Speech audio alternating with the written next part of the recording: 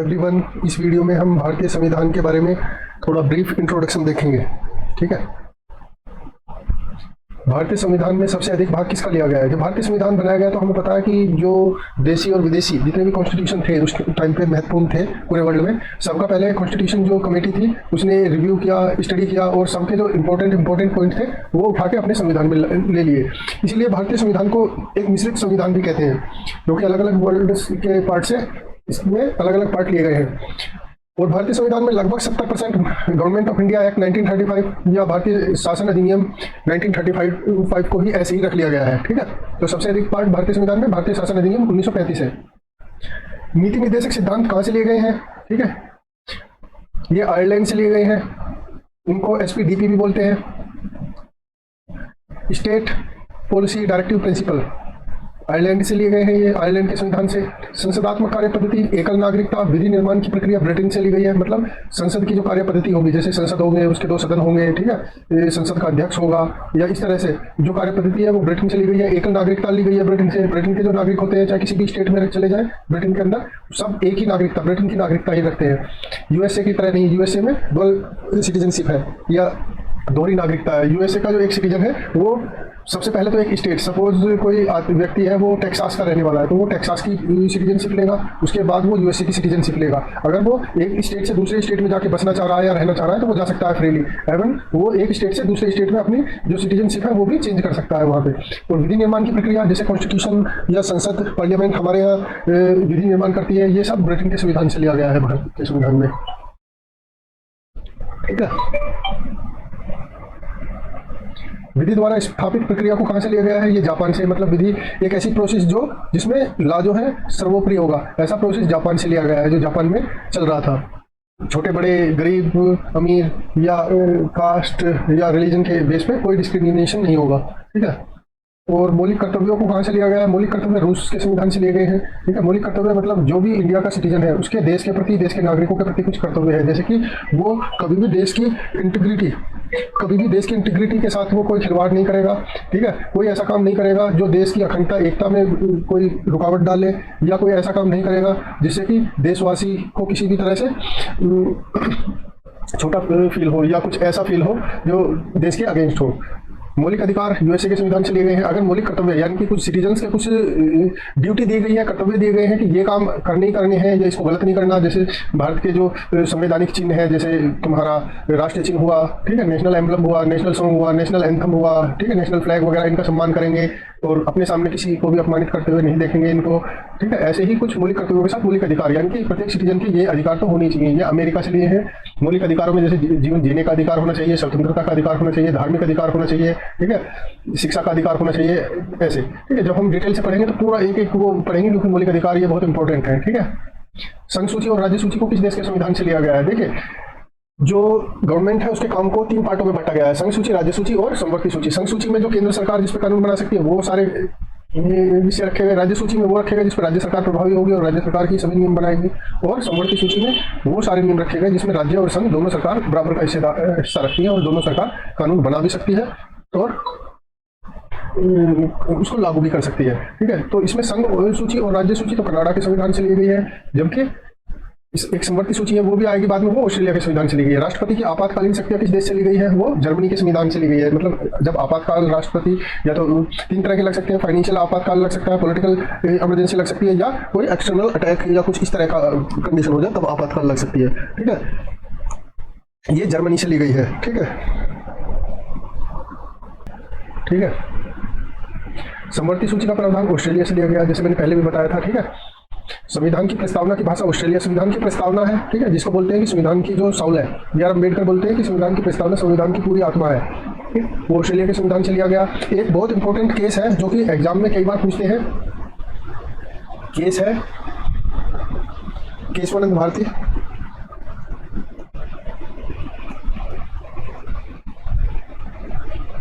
Bharti versus government of India. ठीक है। इस केस में मतलब जो कोर्ट है उसने इस केस में जो संविधान है, उन्होंने गवर्नमेंट ने ये कहा कि जो क्या बोलते हैं इंडिया का कॉन्स्टिट्यूशन है एवं उसकी जो प्रस्तावना है उसमें भी चेंज कर सकते हैं, लेकिन वो चेंज ऐसा नहीं होना चाहिए कि पूरी जो प्रस्तावना का प्रारूप है वो ही चेंज हो जाए। ठीक है, तो इस केस को जो है वो प्रस्तावना का केस बोलते हैं। ये केस कई बार एग्जाम में, बड़े एग्जाम में तो ऐसे नहीं आता जैसे यूपीएससी, लेकिन स्टेट पीसीएस एग्जाम में पूछ लेते हैं केवल केस देखे कि केशवानंद भारती बनाम गवर्नमेंट ऑफ इंडिया, ये केस किससे रिलेटेड है, तो ये संविधान की प्रस्तावना से रिलेटेड केस है। ठीक है, और संविधान की प्रस्तावना की भाषा ऑस्ट्रेलिया के संविधान से ली गई थी।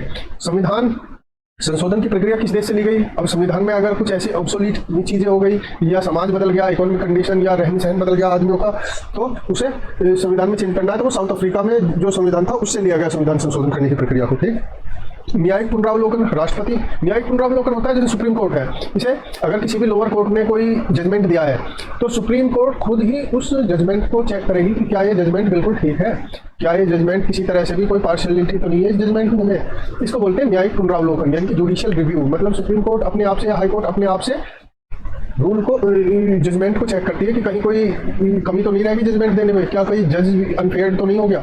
ये अमेरिका से लिया गया है। राष्ट्रपति एवं राष्ट्रपति का चुनना, या एक राष्ट्रपति होगा वो कैसे चुना जाएगा, कैसे कार्य करेगा, और राष्ट्रपति पर महाभियोग, अगर राष्ट्रपति चुन लिया गया और वो देश के लिए सही नहीं है तो उस पर महाभियोग कैसे चलाया जाएगा या उसे कैसे अपने पद से हटाया जाएगा, ये प्रोसेस भी अमेरिका से लिया गया है। वित्तीय आपात, फाइनेंशियल इमरजेंसी, अगर देश में ऐसी कोई कंडीशन आ गई कि वो इंटरनेशनल ग्रुप से जो भी कुछ पैसा वैसा ले रहा है उसका प्रॉपर इंस्टॉलमेंट जमा नहीं कर पा रहा है, या देश इस कंडीशन में पहुंच गया कि देश को आगे चलाना मुश्किल हो रहा है, तो वित्तीय आपात की कंडीशन क्या क्या कंडीशन होगी, ये सब भी अमेरिका से लिया गया है। हाई कोर्ट, उच्च न्यायालय एवं उच्चतम न्यायालय, हाई कोर्ट और सुप्रीम कोर्ट के न्यायाधीश को हटाने की प्रक्रिया ये भी अमेरिका के संविधान से ली गई है। ठीक है, क्वेश्चन ऐसे बन जाएगा, एक छोटा सा क्वेश्चन दे देंगे कि हाई कोर्ट के जो न्यायाधीश है उसको हटाने की प्रक्रिया किस देश के संविधान से ली गई है? अमेरिका, ऑस्ट्रेलिया, ब्रिटेन या साउथ अफ्रीका? अब इसमें अमेरिका करेक्ट आंसर है। न्यायिक पुनरावलोकन भारतीय संविधान में किस देश से लिया गया है? ये अमेरिका के संविधान से लिया गया है। संविधान की अनुसूचियां, संविधान निर्माण के समय अनुसूचियों की संख्या 8 थी, जो मेन अनुसूची थी। वर्तमान में अनुसूचियों की संख्या 12 है। प्रथम अनुसूची में किसका उल्लेख किया गया है? भारत के संघ के घटक राज्यों और संघशासित क्षेत्रों का। प्रथम अनुसूची, जो भारत एक संघ है वो राज्यों और केंद्र शासित प्रदेशों से मिलकर बना है, हमें सबको पता है। ठीक है, उनके बारे में प्रथम अनुसूची में दिया गया है। एक बार सारे दोबारा दोहरा लेंगे। समवर्ती सूची का प्रावधान ऑस्ट्रेलिया के संविधान से। संविधान की प्रस्तावना की भाषा ऑस्ट्रेलिया के संविधान से। संविधान संशोधन की प्रक्रिया किस देश से ली गई? साउथ अफ्रीका से। न्यायिक पुनरावलोकन, जुडिशियल रिव्यू, राष्ट्रपति पर महाभियोग, वित्तीय आपात, financial emergency, high court, supreme court के न्यायाधीशों को पद से हटाने की प्रक्रिया अमेरिका के संविधान से। कुछ अनुसूचियां हैं। निर्माण के समय 8 अनुसूचियां थी, वर्तमान में 8 में 4 प्लस कर दिए हैं और 12 अनुसूचियां हो गई हैं। प्रथम अनुसूची में भारतीय संघ के घटक जो है राज्यों और संघशासित क्षेत्र प्रदेशों का उल्लेख किया गया है। दूसरी अनुसूची में किसका उल्लेख किया गया है? भारतीय राज्य व्यवस्था के विभिन्न पदाधिकारियों को प्राप्त होने वाले वेतन भत्ते और पेंशन आदि के बारे में दिया गया है। मुझे पता है कि यूपीएससी में या सिविल सर्विस का जब मैं एक बार एग्जाम दे रहा था तो इसमें एक क्वेश्चन बड़ा इजी था अगर आप जनरली देख ले तो, लेकिन टफ भी बहुत था। मेजोरिटी ऑफ स्टूडेंट जैसे पेपर होने के बाद डिस्कस करते हैं तो सबका मेजोरिटी जो मुझे मिले थे सबका गलत हो रहा था वो क्वेश्चन, क्योंकि इसमें दिया गया है भारतीय राज्य व्यवस्था के विभिन्न पदाधिकारियों को प्राप्त होने वाले वेतन भत्ते और पेंशन आदि के बारे में। ठीक है, क्वेश्चन या तो अनुसूची 2 से था या अनुसूची 3 है। इसमें विभिन्न पदाधिकारियों को जो पद पे वो पद ग्रहण करते हैं तो उस समय जो शपथ लेते हैं उसके बारे में दिया गया था। तो क्वेश्चन कुछ ऐसा था, मेरे ख्याल में प्रधानमंत्री था या गवर्नर था, कि प्रधानमंत्री या गवर्नर उसको प्राप्त होने वाले वेतन भत्ते पेंशन या उसको वो जो पद ग्रहण करते समय शपथ लेता है उसका उल्लेख कौन सी अनुसूची में है, जबकि वो एक्सेप्शन था, यानी कि वो इस अनुसूची में नहीं होता। ठीक है, तो सबने जनरली हमें ये याद था कि दूसरी अनुसूची जितने भी बड़े अधिकारी हैं राज्य व्यवस्था के सबके वेतन भत्ते पेंशन है, और तीसरी अनुसूची में उनकी शपथ है जो अधिकारी लेते हैं। हमने एकदम टिक कर दिया कि ये तो बहुत इजी क्वेश्चन दिया हुआ, लगभग मेजोरिटी का गलत था। ठीक है, जब हम आगे संविधान पढ़ेंगे तो उनका भी डिटेल से पढ़ेंगे कि कौन इसमें है, इस अनुसूची में कौन कौन से अधिकारी हैं और कौन इसमें नहीं आता। ठीक है, तब क्लियर हो जाएगा। चौथी अनुसूची में किसका उल्लेख किया गया? राज्यसभा के विभिन्न राज्यों और संघीय क्षेत्रों के प्रतिनिधित्व का, यानी कि राज्यसभा में जो अलग अलग राज्यों और संघ क्षेत्र हैं वो कैसे प्रतिनिधित्व अपने भेजते हैं। हमें पता है कि राज्यसभा एक ऐसा सभा है जो कभी भी डिजॉल्व या समाप्त नहीं होती। लोकसभा तो अगर जो प्रधानमंत्री है या जो भी कोई पार्टी जो है मेजोरिटी में है उसकी मेजोरिटी खत्म हो जाए तो वो डिजॉल्व हो जाएगी, राज्यसभा नहीं होती। इसके 1/3 जो सदस्य हैं हर 2 साल बाद वो इससे निकलते रहते हैं या डिस्चार्ज होते रहते हैं, नए आते रहते हैं। ठीक है, 5वीं अनुसूची में किसका उल्लेख किया गया है? विभिन्न अनुसूचित क्षेत्रों और अनुसूचित जनजाति क्षेत्रों के नियंत्रण के बारे में। हमें पता है कि जब हमारा संविधान बना था तो अनुसूचित जाति, अनुसूचित जनजाति या इनके क्षेत्र एक बहुत बड़ी समस्या थी। ठीक है, क्योंकि ये बहुत ज़्यादा पिछड़े हुए थे, तो इनके लिए जो अनुसूची बनाई गई उसमें भी विशेष प्रावधान किया गया कि इनके क्षेत्र का जो है डेवलपमेंट हमें ज़्यादा करना है दूसरे एरिया की तुलना में, तो उसके लिए सब किस तरह नियंत्रण होगा, कौन अधिकारी कैसे होगा, ये 5वीं अनुसूची में है।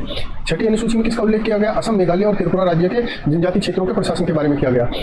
देखिए ये थोड़ा अजीब लगता है कि जब 5वीं अनुसूची में जनजाति और अनुसूचित जाति और जनजाति के नियंत्रण के बारे में दे दिया, तो फिर ये असम, मेघालय, त्रिपुरा के बारे में क्यों, इनके जनजाति क्षेत्रों के बारे में क्यों दिया।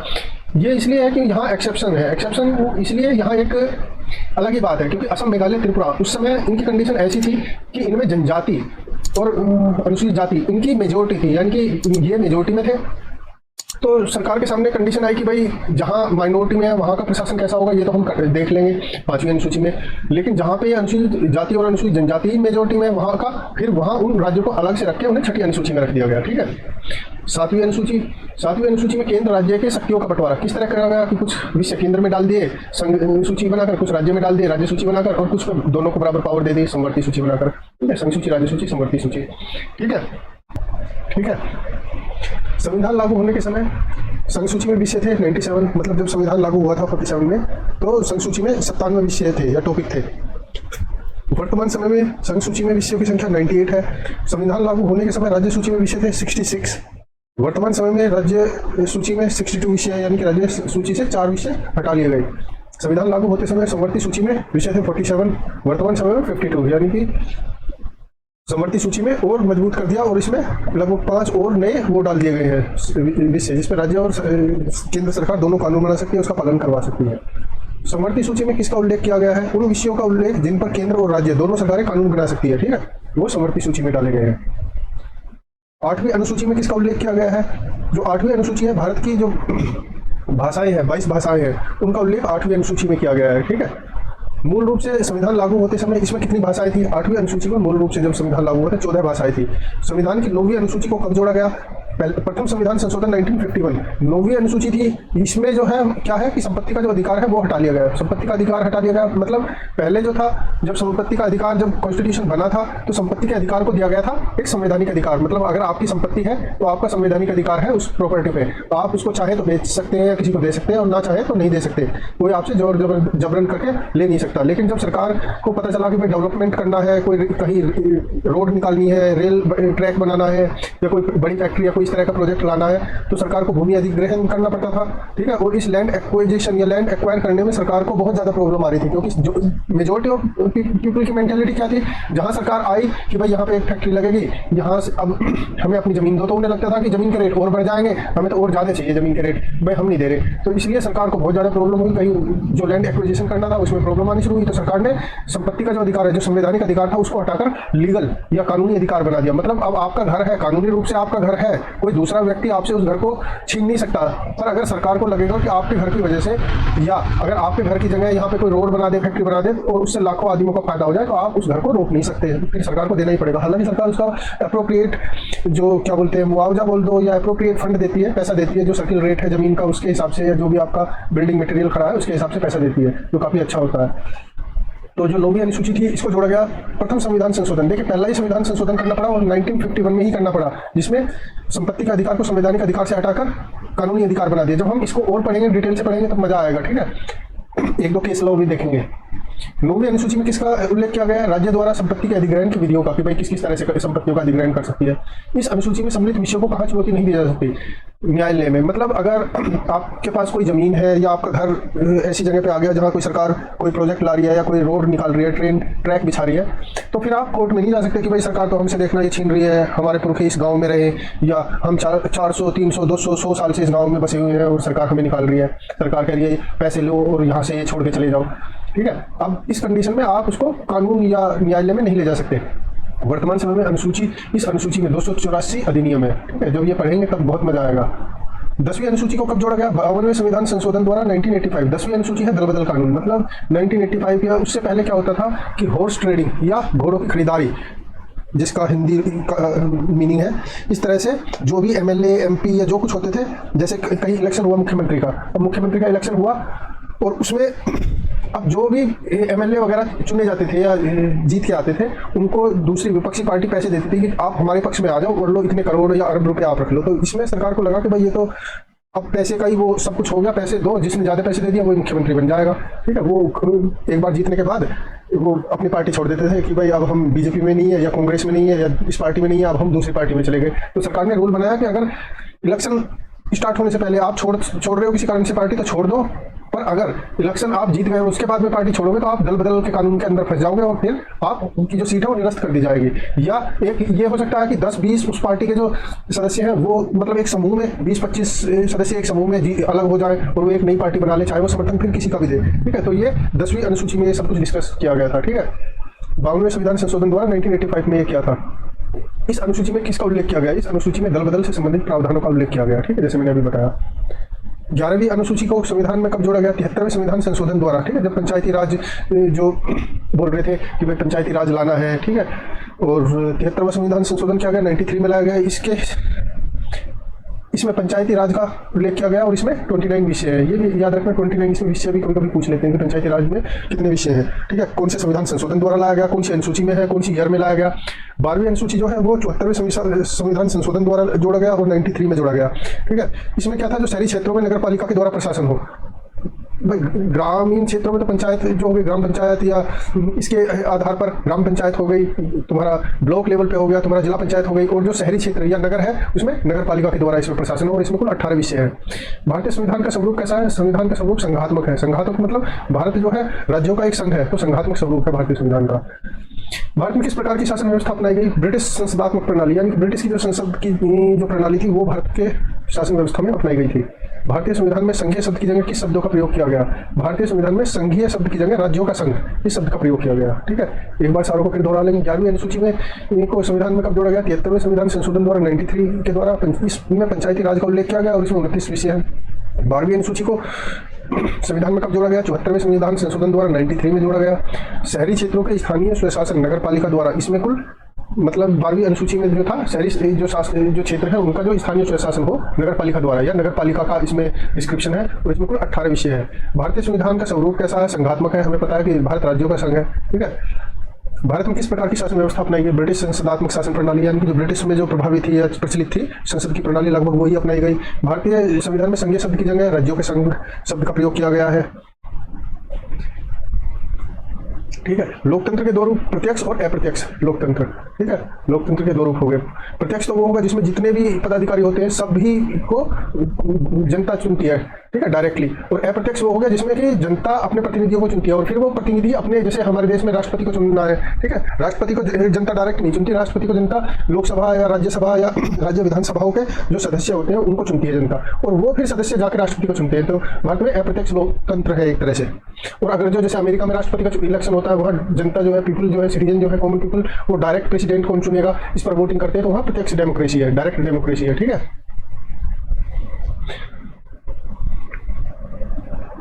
ठीक है। ब्रिटेन एक अच्छा उदाहरण है संवैधानिक राजतंत्र का। देखिए, ब्रिटेन में संविधान है लेकिन राजतंत्र भी है। मतलब जो ब्रिटेन का जो हेड है अभी भी जो वहाँ का या तो प्रिंसेस है या प्रिंस है। ठीक है, और संविधान है, बिल्कुल प्रधानमंत्री चुना जाता है। ठीक है, और वो प्रधानमंत्री जो वहाँ का राजा या रानी होती है उसके कृपा दृष्टि पर, या उसके जब तक वो उसे पसंद कर रही है, जब तक वो ठीक काम कर रहा है, तब तक वो वहाँ सरकार को चलाता है। तो वो संवैधानिक राजतंत्र हो गया। और जैसे भारत में है, जैसे भारत का हेड अगर प्रेसिडेंट है और वो भी जनता अप्रत्यक्ष रूप से जनता के द्वारा चुना है, तो संवैधानिक लोकतंत्र होगा भारत में। ठीक है, और अप्रत्यक्ष होगा। प्रत्यक्ष होता है जैसे अमेरिका में डायरेक्ट जनता को राइट होता है प्रेसिडेंट चुनने का। ठीक, ब्रिटिश का संविधान अलिखित है। ब्रिटिश का जब संविधान बन रहा था तो उन्होंने कहा कि जी संविधान जो ये एक ऐसी चीज है जो टाइम के साथ बदलेगा। और उन्होंने कहा कि जी हमें अपने जो उस टाइम पे जो ब्रिटिश जो था वो जितने भी लीगल एक्टिविटी हो रही थी या जितने भी जो आपके लॉ के जो माहिर होते हैं वो सारे ब्रिटिश के थे, जितने भी लीगल की अथॉरिटी थी। तो उन्हें अपने आप पे बहुत गर्व था कि जो हमारा लीगल सिस्टम है वर्ल्ड में यूनिक है। ठीक है, तो उन्होंने अपना संविधान अलिखित ही रखा। उन्होंने कहा कि जी अलिखित रखने का मतलब ये है कि जो अगर कोई मैटर ऐसा आएगा कि कुछ चेंज करना है तो फिर हम अपने जो उनका सुप्रीम कोर्ट या जो लीगल हाईएस्ट लीगल अथॉरिटी है उसके पास जाएंगे और वो डिसाइड करेगी कि भाई क्या चुनना चाहिए क्या नहीं चुनना चाहिए। बार बार अमेंडमेंट या उसमें बदलाव नहीं करेंगे हम, जो कि अमेरिका भारत जैसे देश का लिखित संविधान है। ठीक है, यहाँ पे अमेंडमेंट या उसमें बदलाव करने पड़ते हैं। राजनीतिक समता, समता मतलब इक्वालिटी या सिमिलैरिटी मुख्य रूप से कहाँ पाई जाती है? सभी के लिए वैश्विक मताधिकार, यानी कि इसमें सभी के लिए बेसिक, मतलब अगर आप कोई भी कास्ट के हो सकते हो, कोई भी रिलीजन के हो सकते हो, आप अमीर हो सकते हो, गरीब हो सकते हो, मेल हो सकते हो, फीमेल हो सकते हो, इवन यहाँ तक कि थर्ड जेंडर भी अब तो इंक्लूड कर दिया, ठीक है। आप अगर मेच्योर हो तो आप अपनी वोट कास्ट कर सकते हैं। तो ये राजनीतिक समता या सिमिलरिटी हो गई, क्योंकि इसमें सबको इक्वल राइट दे दिया गया। जब भारत, देखिए टाइम तो लगेगा, 2 मिनट में मैं बता रहा हूँ, जब भारत फ्री हुआ या आज़ाद हुआ तो ब्रिटिश जो था उसका पूरा मीडिया और वहाँ के जो क्या बोलते हैं उन्हें बुद्धिजीवी थे, वो ये बात करके हंस रहे थे कि भारत को फ्रीडम तो मिल गया, आज़ादी तो हो गई, लेकिन ये एक ऐसी बात हो गई जैसे बंदर के हाथ में उसका आ गया हो। अब यहाँ पे वो ये इलेक्शन कैसे करेंगे, ठीक है, और उस इलेक्शन को मतलब सरकार चलाएंगे कितने दिन, उनके लिए यही था। उनको ये था कि भारत की जनता ऐसी है, 10 रुपए दे दो और उनका वोट किधर किसी भी साइड में डलवा लो, उन्हें तो बस पैसे से मतलब है, ठीक है। कुछ तो ऐसी है, उन्हें तो दुनिया का ही नहीं पता, क्योंकि उस टाइम पे जो था हमारे यहाँ लिटरेसी रेट बहुत लो था, आधी जनता जो थी गरीबी की रेखा से नीचे थी, तो बहुत मतलब यंग कसे गए इंडिया और इंडिया के कॉन्स्टिट्यूशन पे। लेकिन इंडिया ने प्रूव कर दिया कि हम और हमारा कॉन्स्टिट्यूशन यूनिक है। आज वही ब्रिटेन मानता है कि इंडिया ने कितनी मतलब सक्सेस की है। हालांकि अब भी वो अपना इनपुट ऐड करते हैं कि भारत के संविधान में लगभग 75% तो हमारा ही दिया हुआ है, जो गवर्नमेंट ऑफ इंडिया एक्ट 1935 से लिया था गवर्नमेंट ने। पर फिर भी इंडिया ने प्रूव करके दिखा दिया कि हमने सबको अधिकार दिया। हालांकि कुछ जो ब्रिटिश के बुद्धिजीवी थे या कुछ जो इंडिया को अच्छा मानते थे या इंडिया के भले की सोचते थे, जो ब्रिटिश ही थे, सब तरह के आदमी होते हैं ना कि हर नेशन में, तो उन्होंने ये सजेशन दिया था उस समय की जो टेम्परेरी गवर्नमेंट थी, जो एग्जीक्यूटिव गवर्नमेंट थी, कार्यकारी गवर्नमेंट थी, उसको कि भाई आप ऐसे करो कि जो अपना मताधिकार है वो सबको के लिए, सभी वयस्कों के लिए कॉमन मत रखो, कुछ ऐसे वयस्कों के लिए ही रखो जो पढ़े लिखे हैं, उच्च वर्ग के हैं, ठीक है, जो राजनीति को समझते हैं। क्योंकि सभी के लिए आप रखोगे तो सभी तो जानते ही कुछ नहीं राजनीति के बारे में, उन्हें तो 5 रुपए दो और उनसे उनका वोट ले लो। लेकिन टाइम के साथ इंडिया ने प्रूव कर दिया कि हमारी जो कॉन्स्टिट्यूशन की जो रूट्स है वो ब्रिटिश से भी ज़्यादा स्ट्रॉन्ग है, ठीक है। सभी संसदों की माँ कहलाती है ब्रिटिश की पार्लियामेंट। ऑब्वियस है, सबसे पहले आई थी ब्रिटिश पार्लियामेंट। अधिनियमित संविधान का उदाहरण सबसे पहले किसी, अधिनियमित मतलब एक तरह से रिटर्न संविधान या अधिनियम जिसका बना दिया गया था, ऐसा संविधान वो सबसे पहले अमेरिका में आया था। साम्यवाद, ठीक है, लेफ्ट जो मूवमेंट है, लेफ्ट पार्टी है, वो महत्व देती है आर्थिक समता या इकोनॉमिक इक्वालिटी। समता मतलब इक्वालिटी को, क्योंकि साम्यवाद का तो नारा ये है कि भाई जो पूंजीवाद है ये गलत है, जो प्रॉपर्टी या कुछ भी बिजनेस या कुछ भी बड़े जो प्रोडक्शन के फील्ड है वो किसी एक आदमी के हाथ में नहीं होने चाहिए, ये सब जो है गवर्नमेंट का होना चाहिए। जैसे आप जो साम्य या इस लेफ्ट मूवमेंट में की जो गवर्नमेंट है, जैसे कि चाइना हुआ, रसिया हुआ, यहाँ पे चले जाओ तो जितने भी बड़ी ये प्रोडक्शन के एरिया होते हैं सब गवर्नमेंट के अंडर में रहते हैं, यहाँ तक कि जमीन तक भी, ठीक है, सब गवर्नमेंट के अंडर में रहते हैं। और जितनी भी पॉपुलेशन है वहाँ या जनता है वो उस पर काम करती है और गवर्नमेंट से पैसे लेती है, ठीक है। साम्यवादी मानते थे कि अगर पूंजी एक आदमी को उद्योगपति या पूंजीपति बना दिया तो वो सबका शोषण करेगा, ठीक है। ये मतलब एक आदमी के हाथ में सभी रिसोर्स आ जाना ही दूसरे आदमियों का शोषण को न्योता देता है, ये इनका साम्यवादियों का मानना था। तो साम्यवादी मुख्यतः महत्व देते थे आर्थिक समता यानी कि इकोनॉमिक इक्वालिटी पे, कि सब इक्वल हो, गवर्नमेंट के पास सब कुछ हो, मालिक गवर्नमेंट, और सब इक्वल होकर वहाँ काम करने जाएं और अपने काम के बेस पे पैसा ले लें। आदर्शवाद का जनक माना गया हीगल को। आदर्शवाद मतलब एक ऐसी आइडियल कंडीशन थी जहाँ जो रूल हो सबके लिए इक्वल हो, सबको मतलब उसकी योग्यता के हिसाब से काम मिले, ठीक है, कोई भी ऊपर नीचे ना हो, कोई अमीर के वो दिखा के ज़्यादा प्रायोरिटी ना ले, हीगल ने दिया था। लोकप्रिय प्रभुसत्ता का समर्थक रूसो को। लोकप्रिय प्रभुसत्ता मतलब जो गवर्नमेंट आपकी बने वो लोकप्रिय होनी चाहिए। लोकप्रिय का मतलब वो पीपल डिमांड पे होनी चाहिए, मतलब मेजोरिटी उसी को सपोर्ट कर रहे हो, तो रूसो ने ये माना, ठीक है। संविधान की संकल्पना का सबसे पहले जन्म कहाँ हुआ? ब्रिटेन में हुआ था, ठीक है। ब्रिटेन में ही जो वहाँ के जो सिटीजन थे उन्होंने कहा कि भाई एक संविधान होना चाहिए, ठीक है, एक मतलब रूल रेगुलेशन होनी चाहिए कि किस हिसाब से देश चलेगा, या जो पीपल्स हैं उन्हें कितने राइट मिलेंगे, क्या उनके राइट हैं, क्या करना है क्या नहीं करना, ये सब। संसार का सबसे प्राचीन राजतंत्र जापान है। देखिए ब्रिटेन पे कंफ्यूज मत हो जाना, जापान ऐसा देश है जहाँ सबसे पहले राजा वाला सिस्टम आया था, ठीक है। वहाँ का जो किंग है वो सबसे पुराना है। मतलब एकात्मक संरचनात्मक अध्यक्षात्मक शासन प्रणाली अमेरिका की है। अध्यक्षात्मक मतलब हो गया कि जो राष्ट्रपति है वो देश का अध्यक्ष होगा, ठीक है, सभी पार्टी आर्मी वगैरह का अध्यक्ष होगा, तो अध्यक्षात्मक हो गया। संरचनात्मक हो गया कि मतलब जो डिफरेंट स्टेट होंगे, ठीक है, उनसे मिलकर जो एक वो बनेगी तुम्हारा पार्लियामेंट बनेगी, ठीक है, और उस इस पूरे उस पर राष्ट्रपति अध्यक्ष करेगा अध्यक्षता, ठीक है। एकात्मक हो गया मतलब अलग अलग राष्ट्र तो होंगे लेकिन वो राष्ट्र सब एक ही, अलग अलग राज्य होंगे लेकिन वो राज्य सब एक राष्ट्र को जो यूएसए होगा उसको प्रमोट करेंगे, ठीक। एकात्मक हो गया अमेरिका। राजनीतिक प्रभुसत्ता की संकल्पना का समर्थन किसने किया? वो ऑस्टिन ने किया। ऑस्टिन का ये मानना था कि अगर पॉपुलेशन कम है तो चलो चल जाएगा कि भाई आप किसी भी विचारधारा के हिसाब से कि भाई ऐसे कर लो वैसे कर लो, लेकिन जैसे जैसे पॉपुलेशन बढ़ेगी या ज़्यादा हुई तो उन्होंने कहा कि अब एक राजा या कोई एक ऐसा लीडर होना चाहिए जो सारी पॉपुलेशन को कंट्रोल करे, और वो सारी पॉपुलेशन को खुद अकेला कंट्रोल नहीं कर सकता, उसकी एक कैबिनेट भी होनी चाहिए। तो राजनीतिक प्रभुसत्ता का जो था ऑस्टिन ने बताया था कि भाई राजनीतिक प्रभुसत्ता होनी चाहिए अगर एक फ्री एंड फेयर आपको सोसाइटी या समाज चाहिए तो। ब्रिटिश का शासन कैसा? एकात्मक शासन है, ठीक है। ब्रिटिश का शासन शासन, सबसे बड़ी जो पावर है ब्रिटेन में वहाँ की क्वीन या किंग है, ठीक है। अलग अलग स्टेट है लेकिन अथॉरिटी जो है एक है ब्रिटेन, और वहाँ की भी किंग और क्वीन। भारत के लिए एक संघीय ढांचे को संगठन किस अधिनियम में प्रस्तुत किया गया? 1935 अधिनियम। देखिए ब्रिटिश जो थे 1935 का वो टाइम था जब जो फ्रीडम स्ट्रगल है अपने पीक पे था, ठीक है। दूसरा फर्स्ट वर्ल्ड वॉर हो चुकी थी, पूरे वर्ल्ड में रिफॉर्म हो रहे थे, और एक रिफॉर्म ये भी आ रहा था कि कोई भी देश दूसरे देश पे उसकी मर्जी के बगैर, मर्जी के खिलाफ अधिकार नहीं कर सकता। तो उसमें अब इस केस में या इस धारा में ब्रिटिश भी फंस रहा था, क्योंकि इंडियन जो सिटीजन थे या रिवोल्यूशनरी जो थे वो कह रहे थे कि भाई ब्रिटिश जो है ये अनऑथोराइज्ड ऑक्यूपाइड कर रखा है इन्होंने इंडिया को, या हम पे जबरदस्ती अपना शासन थोप रहे हैं ये। तो इस सबको या इंडिया के जो पॉपुलेशन है इसको खुश करने के लिए ब्रिटिश जो है एक रूल लेके आए, 1935 गवर्नमेंट ऑफ इंडिया अधिनियम के नाम से जाना गया। उन्होंने यहाँ पे एक संघीय ढांचे को प्रस्तुत किया, मतलब उन्होंने कहा कि जी अलग अलग स्टेट होंगे, और उसमें प्रिंसली स्टेट भी होंगे और वैसे फ्री स्टेट भी होंगे, और वो सब अल्टीमेटली जाकर रिप्रेजेंट करेंगे इंडिया को। और इंडिया जो है उसका हेड होगा क्राउन जो है या ब्रिटिश का किंग या क्वीन, ठीक है, उस टाइम पे। लेकिन था तो पहला प्रयास था संघीय ढांचा, मतलब एक राज्यों का संघ के रूप में प्रस्तुत करने का, ठीक। भारतीय संघवाद को सहकारी संघवाद कहा ऑस्टिन ने। सहकारी का मतलब होता है कोऑपरेटिव, तो भारत का संघ जो है, संघ मतलब सेंटर जो है, उन्होंने उसको कोऑपरेटिव कहा, क्योंकि जो संघ है वो राज्यों के आपस में मिलने से बन रहा है यहाँ, ठीक है। और राज्य और सरकार, केंद्र सरकार आपस में एक दूसरे की भलाई के लिए काम करेंगे, तो इसलिए कोऑपरेटिव संघवाद कहा ऑस्टिन ने भारतीय संघवाद को। भारत में वेद प्रभुसत्ता किसमें नहीं है? संविधान में। जो मतलब रियल अथॉरिटी है भारत में वो संविधान है भारत का, ठीक है। लिखित संविधान की अवधारणा सर्वप्रथम कहाँ जन्म लिया? जो सबसे पहले मांग उठी कि भाई संविधान कॉन्स्टिट्यूशन है वो रिटन होना चाहिए, वो सबसे पहले फ्रांस में ये मांग उठी थी, ठीक है, कि जो सारे पीपल हैं उनके राइट इक्वल होने चाहिए, इक्वालिटी की, फ्रीडम की, ठीक है, जो ह्यूमन राइट वगैरह की जो बात बोलते हैं, जो फ्रेंच रिवोल्यूशन जो हुई थी वो वहाँ से ये बात हुई थी कि लिखित संविधान भी होना चाहिए, मतलब एक गजट होना चाहिए गवर्नमेंट का जिसमें ये लिखा जाना चाहिए कि सब इक्वल है और सबको इक्वल अपॉर्चुनिटी मिलेगी, ठीक है, किंग रहे या इलेक्टेड पर्सन रहे, ठीक है, लेकिन अपॉर्चुनिटी सबके लिए इक्वल होनी चाहिए और जनता की भलाई के लिए ही काम करेगा, इलेक्टेड पर्सन हो या किंग हो, ठीक है। भाग, संबंधित विषय और अनुच्छेद, ठीक है, संविधान के इसमें अलग अलग भाग दे दिए। यहाँ वो भाग किस विषय से संबंधित है, ठीक है, और उसके किस अनुच्छेद से किस अनुच्छेद तक वो भाग संबंधित है, ये पार्ट बहुत इंपॉर्टेंट है। इसमें पूरा ड्राफ्ट आपको मिल जाएगा इंडियन कॉन्स्टिट्यूशन का। अगर ये याद करते हैं तो आगे जो कॉन्स्टिट्यूशन और उसके जो आर्टिकल है या मेन आर्टिकल, देखिए इंडियन पॉलिटी बहुत इंपॉर्टेंट टॉपिक है या सब्जेक्ट है किसी भी गवर्नमेंट सर्विस के लिए, ठीक। और उसमें भी जब आप ये याद करते हैं पॉलिटिकल स्ट्रक्चर, ठीक है, और फिर आर्टिकल, तो वो और इजी हो जाता है, ठीक है। तो स्टेप बाय स्टेप चलेंगे हम। भाग 1, संघ और राज्य क्षेत्र का इसमें डिस्क्रिप्शन किया गया है, अनुच्छेद 1 से 4 तक जितने भी है। अगर किसी क्षेत्र की बाउंड्री या मान लो कोई नया राज्य, सपोज करो कि आज श्रीलंका या बांग्लादेश या म्यांमार या पाकिस्तान इंडिया में कह दे कि भाई हम इंडिया में मिल रहे हैं अपने आप को, तो ये भाग 1 से 4 तक किसी पार्ट में, किसी अनुच्छेद में अमेंडमेंट या उसमें संशोधन या उसके बेस पे मिलाना पड़ेगा, ठीक है। तो संघ और उसके राज्य क्षेत्र भाग 1 से, अनुच्छेद 1 से 4 तक में दिए गए हैं।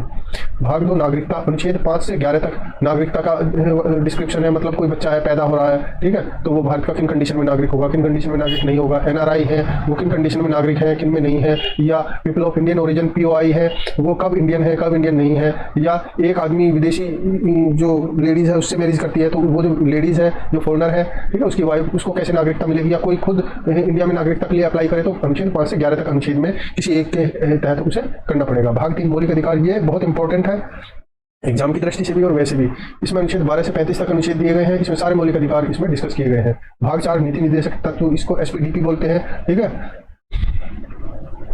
अनुच्छेद 36 से 51 तक है। मतलब नीति निर्देशक तत्व एसपीडीपी जो थे ये वो थे कि बाध्यकारी तो नहीं था कि सरकार जो है उसको ये लाने ही पड़ेंगे, ये था कि अगर सरकार को कल्याणकारी या ऐसा प्रोग्रेसिव स्टेट का डिजाइन करना है या बनाना है तो सरकार को ये करने चाहिए, इनको फॉलो, ठीक है। और भारत सरकार ये कहती है कि भाई अभी सरकार के पास ना तो इतना बजट है ना रिसोर्स है कि वो सरकार सारे इनको लागू कर सके, लेकिन जैसे जैसे सरकार की ताकत बढ़ेगी, बजट बढ़ेगा, इकोनॉमी डेवलप होगी, तो सरकार कोशिश करेगी कि नीति निर्देशक तत्व जितने भी हैं वो सभी जो है मौलिक अधिकार या दूसरे अधिकारों में शामिल करके उसे परमानेंट यानी कि बना दिया जाए। आज अगर सरकार किसी नीति निर्देशक तत्व को फॉलो नहीं करती है तो आप सरकार को आप कोर्ट में नहीं ले जा सकते कि भाई आप यहाँ फेल हो गए, ये तो आप ये कह रहे हो कि सबको रोजगार का अधिकार देंगे और आप हमें तो रोजगार ही नहीं मिल रहा, कोई जॉब ही नहीं मिल रही, ठीक है। तो अभी बाध्यकारी नहीं है सरकार, हालांकि सरकार कहती है कि देश की भलाई और युवाओं की भलाई के लिए हर युवा के पास काम होना चाहिए, ठीक है, और सरकार पूरा प्रयत्न करेगी कि हर युवक को इक्वल चांस दे और हर युवक को काम उपलब्ध कराने की कोशिश करे। भाग 4 के जब डिटेल से पढ़ेंगे ना जब बहुत मजा आएगा इनमें, ठीक है। भाग 4 के मूल कर्तव्य, अनुच्छेद 51 के में ये कई बार ये क्वेश्चन डायरेक्ट भी स्टेट पीसीएस में आ गया कि जो मूल कर्तव्य है वो कौन से अनुच्छेद में, अनुच्छेद 51 के में कौन से पार्ट में ऐसे करके डाल दिया, ठीक है। तो 4 के भाग या पार्ट में भारत में जो है जो कॉन्स्टिट्यूशन है उसमें जो भाग या पार्ट है वो 22 है, ठीक है। भाग 5 इसमें संघ के बारे में कि भाई संघ होगा, उसका ये अध्यक्ष होगा, वो इस तरह से अपना कार्य करेगा, ठीक है, उसकी ये पावर होगी, इस तरह अपनी पावर का वो हायर अथॉरिटी से लोअर अथॉरिटी में या कॉमन पीपल की सर्विस में इस तरह अपनी पावर को यूज करेगा। अनुच्छेद 52 से 151 तक है ये, ठीक है। सारे संघ के बारे में, संघ के अधिकारियों के बारे में इसमें डिस्क्रिप्शन किया गया है। भाग 6 राज्य के बारे में कि भाई राज्य होगा, मुख्यमंत्री होगा, राज्य का गवर्नर होगा, ये सब इसमें दिए गए अनुच्छेद 152 से 237 के बीच में। भाग 7 पहली अनुसूची के भाग है के राज्य अनुच्छेद 238 में, मतलब जैसे मैंने पहले भी बताया कि पहली अनुसूची में भारत के संघ के जो राज्य है जिससे संघ बन रहा है, राज्य और केंद्र शासित प्रदेश, उनके बारे में बताया गया है। और राज्यों में भी राज्यों को क और ख, ए और बी, दो श्रेणी में डिवाइड किया है। तो जो भाग ख के या बी के जो स्टेट है उनके बारे में अनुच्छेद 238 में दिया गया है, वो भाग 7 में है। भाग 8 यूटी यूनियन टेरिटरी, ये संघ राज्य क्षेत्र जो है, ठीक है, जैसे दिल्ली, चंडीगढ़, अंडमान निकोबार, जम्मू, लद्दाख, ये जितने भी हैं, ठीक है, लक्षद्वीप, ये अनुच्छेद 239 से 242 तक दिए गए हैं, ठीक है। भाग 9 पंचायतें अनुच्छेद 243 से 243 के बीच में है, ठीक है। इसमें ये देख लेना, मेरी तो जो लैंग्वेज थी या वो है इंग्लिश है, तो उसमें तो बहुत क्लियरली समझ आ जाता है ABCDE कौन सा है, ठीक है। ये 243 से 243 नए तक है, नए अब ये कहाँ से स्टार्ट करने हैं, ठीक है, पता चल जाएगा, मैं ही बता दूंगा। भाग 9 के नगर पालिका अनुच्छेद 243 ये 6 तक है, ठीक है। तो कई बार क्वेश्चन ऐसे बना है कि पंचायतें संविधान के किस भाग में है, 6 में है, 7 में है, 9 के में है या 9 में है। अब यहाँ कंफ्यूज हो जाओ अगर आपको पता नहीं है तो। क्वेश्चन जो हमारे सामने है उससे ही बनता है, लेकिन बस ऐसा होता है कि जनरल स्टडीज को पढ़ने में इतना बर्डन हो जाता है कि हर चीज़ को आपको लर्न करना है, ठीक है। तो जो बेसिक है उन्हें तो आप करके चलो ही। भाग 10 अनुसूचित जाति और जनजाति क्षेत्र, इनके बारे में, मतलब भाग 10 में बताया कि अनुसूचित जाति और जनजाति के क्षेत्र है, उनको किस तरह से कंट्रोल करना है, किस तरह से मतलब वहाँ काम करना है, अनुच्छेद 244 में, यानी कि अनुसूचित जाति जनजाति के लिए है ये भाग 10। भाग 11 संघ और राज्य के बीच में संबंध, मतलब सेंटर और स्टेट के बीच में रिलेशन जो है 245 से 263 के बीच में भाग 11 में आएगा, ठीक है। भाग 12 वित्त, संपत्ति, संविदा और वाद अनुच्छेद 264 से 300, यानी कि वित्त से संबंधित है, संपत्ति से संबंधित है, संविदा से संबंधित है या वाद से संबंधित है, तो भाग 12 में आएगा वो। भाग 13 भारत के राज्य क्षेत्र के भीतर व्यापार, वाणिज्य और समागम, मतलब जो भारत के जो राज्य हैं, यूटी है, उनके अंदर कोई व्यापार करना है, ठीक है, कहीं जाके आपको कोई फैक्ट्री लगानी है या कोई मतलब किसी अलग स्टेट में जाके आपको रहना है, घर बनाना है, तो उसको 301 से 307 तक अनुच्छेद में दिया गया है भाग 13 में। भाग 14 संघ और राज्य के अधीन सेवाएं, मतलब आपका UPSC, स्टेट PCS और दूसरे SSC वगैरह जितनी भी ये सेवाएं हैं राज्य और संघ की, वो सब इस भाग 14 में है, अनुच्छेद 308 से 323 तक के बीच में। भाग 15 निर्वाचन आयोग या निर्वाचन से संबंधित है, अनुच्छेद 324 से 329, ठीक है। कई बार क्वेश्चन बने हैं निर्वाचन आयोग कौन से भाग में है, 15 में है, कौन से अनुच्छेद में है, ठीक है, 324 329। निर्वाचन आयोग का अध्यक्ष कौन से अनुच्छेद में के तहत नियुक्त होता है या उसमें कितने होंगे, ये सब इसमें दिए हैं। जब डिटेल से पढ़ेंगे तो बहुत अच्छे से कवर करेंगे। भाग 16 कुछ वर्गों के संबंध में विशेष उपबंध। देखिए इंडिया में जब इंडिया फ्री हुआ तो कुछ वर्ग ऐसे थे जो खास वर्ग विशेष रूप से पिछड़े हुए थे, तो उनके लिए विशेष उपबंध इसमें दिए गए हैं अनुच्छेद 330 से 342 में, ठीक है। भाग 17 राजभाषा, अनुच्छेद 343 से 351। राजभाषा क्या होगी, कैसे होगी, ये 343 से 351 में दिया गया है भाग 17 में। भाग 18 आपात उपबंध, मतलब इमरजेंसी, 3 तरह की इमरजेंसी है देश में, लग सकती है फाइनेंशियल इमरजेंसी, ठीक है, दूसरा है पॉलिटिकल इमरजेंसी और तीसरा है आउटर अटैक, मतलब अगर कोई बाहर का कोई दूसरा देश अटैक कर दे तो, ठीक है। अनुच्छेद 352 से 360 डिटेल से पढ़ेंगे, बहुत अच्छा है, ठीक। भाग 18 में आता है और 352 से 360। भाग 19 प्रकीर्ण, अनुच्छेद 361 366। प्रकीर्ण का मतलब होता है एक्सेप्शंस, मतलब अपवाद। इसमें कुछ ऐसे वो दिए गए हैं जो की कुछ अपवाद है, जैसे कि राष्ट्रपति, राज्यपाल, मुख्यमंत्री या कुछ ऐसे और अधिकारी हुए जो भारत सरकार के हैं, जो अपने कार्य करने के टाइम पे उन्हें किसी न्यायालय या कोर्ट में आप नहीं ले जा सकते कि भाई उनके ही वाद कर दे कि भाई ये राष्ट्रपति ने तो गलत कानून निकाल दिया या प्रधानमंत्री ने गलत कानून निकाल दिया, या राष्ट्रपति या प्रधानमंत्री कोई किसी देश से संधि करके आया और आप कोर्ट में पहुंच जाओ कि ये संधि से तो मेरी फैक्ट्री को या मुझे नुकसान हो गया, ठीक है। तो वो मतलब एक्सेप्शंस, अपवाद में आ गया। आप उनके खिलाफ कोई आम जनता के खिलाफ कोई रूल होगा तो होगा, लेकिन उनके खिलाफ रूल नहीं है, ठीक है, वो इससे बचे हुए हैं। तो इसमें पढ़ेंगे काफी है, ये 361 से 366 तक है। भाग 20 संविधान संशोधन। देखिए संविधान जैसे जैसे टाइम पास होता है, पीपल्स की नीड बदलती रहती है, जैसे जैसे देश में इकोनॉमिक डेवलपमेंट होता है या ह्रास होता है, ठीक है, तो पीपल्स की नीड बदलती है, ऐसे ही पॉलिटिकली भी नीड्स बदलती है और उसको पूरा करने के लिए संविधान संशोधन करना पड़ता है। अनुच्छेद 368 का प्रयोग करते हैं, ठीक है। इसके बारे में पूरी डिटेल से पढ़ेंगे, काफी क्वेश्चन बनते हैं छोटे और बड़े एग्जाम में। भाग 20 अनुच्छेद 368। भाग 21 अस्थायी संक्रमणकालीन विशेष उपबंध अनुच्छेद 369 392, मतलब जब इमरजेंसी लगी हो या कोई गवर्नमेंट है वो गिर गई हो, दूसरी गवर्नमेंट आ गई हो, राष्ट्रपति है उसका इलेक्शन होना हो, या राष्ट्रपति या प्रधानमंत्री की डेथ हो गई हो, तो उस समय कैसे रूल एंड रेगुलेशन होंगे, कैसे देश चलेगा, वो सब भाग 21 में दिया गया है, अनुच्छेद 369 to 392। भाग 22 संक्षिप्त नाम, प्रारंभ, इनिशियल, हिंदी में प्राधिकृत पाठ, मतलब अगर किसी भी चीज का आपको हिंदी में देखना है तो वो यहाँ दिया गया है, निरसन, ठीक है, आदि 393 से 395 में दिए गए हैं, ठीक है। ये भारतीय संविधान के कुछ पार्ट हो गए, ठीक है, ये अनुच्छेद है उसके, जब एक एक को हम लेकर डिटेल से चलेंगे, ठीक है, जैसे कि राष्ट्रपति को डिटेल से पढ़ेंगे, प्रधानमंत्री को पढ़ेंगे, मुख्यमंत्री, राज्यपाल को, निर्वाचन आयोग को, ठीक है, और आपका यूपीएससी को, निर्वाचन आयोग को, ठीक है, और आप ये मान के चलो अटॉर्नी जनरल को, सोलिसिटर जनरल को, ठीक है, तो काफी कुछ कवर हो जाएगा और देखना बहुत मजा आएगा इसको पढ़ने में, ठीक। Thank you.